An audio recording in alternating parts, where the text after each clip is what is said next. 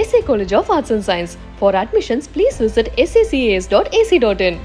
சுற்றி நின்று ஊரே பார்க்க களம் காண்பான் புன்னகையில் சேனை வாழ ரணம் காண்பான் பேரை சாய்க்க பல யானைகள் சேர்ந்த போத நீ சிங்கம்தான்.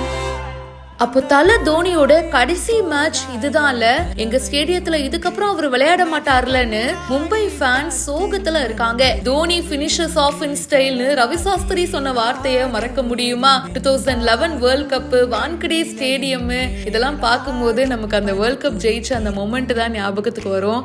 அதுவும் தோனி அடிச்ச அந்த சிக்ஸுங்க, அந்த சிக்ஸ், வேர்ல்டு கப்பை ஜெயிச்சது, தோனியோட பேட்டிங், கேப்டன்சி எதுவுமே மறக்க முடியாது.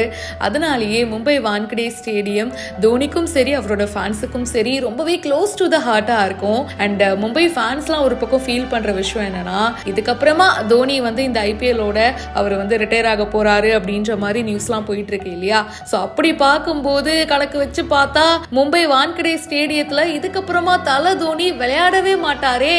கணக்குப்படி இந்த ஒரு மேட்ச் தான் அங்க நடக்கும். ஸோ தல தோனிக்கு இதுதான் அங்க கடைசி மேட்சும் கூட. அவர் விளையாடுறத பார்க்க, முக்கியமா அவர் இன்னைக்கு பேட்டிங் பண்ணணும்னு மும்பை ஃபேன்ஸ் பலரும் வெயிட் பண்ணிட்டு இருக்காங்க. என்னதான் மும்பை இந்தியன் ஃபேன்ஸ் ஒரு பக்கம் அவங்களுக்கு சப்போர்ட் பண்ணாலும் மனசு ஃபுல்லா ஒரு பக்கம் தோனி கிட்ட தாங்க இருக்குன்னு பல ஃபேன்ஸோட கருத்தாவும் இருக்கு. டிசி கூட 16 பந்துல 37 ரன்கள் எடுத்தாருங்க. ஒரு எக்ஸலண்டான இன்னிங்ஸ். ஆனா அது முடிஞ்சதுக்கு அப்புறமாவே அவருடைய கால்ல மறுபடியும் வீக்கம் ஏற்பட்டுருச்சு அப்படின்னு சொல்லப்படுது. நாமளே பல போட்டோஸ்ல வந்து பார்த்திருப்போம்ல, அவர் நடக்கவே வந்து கொஞ்சம் கஷ்டப்பட்டு தான் நடந்தாரு.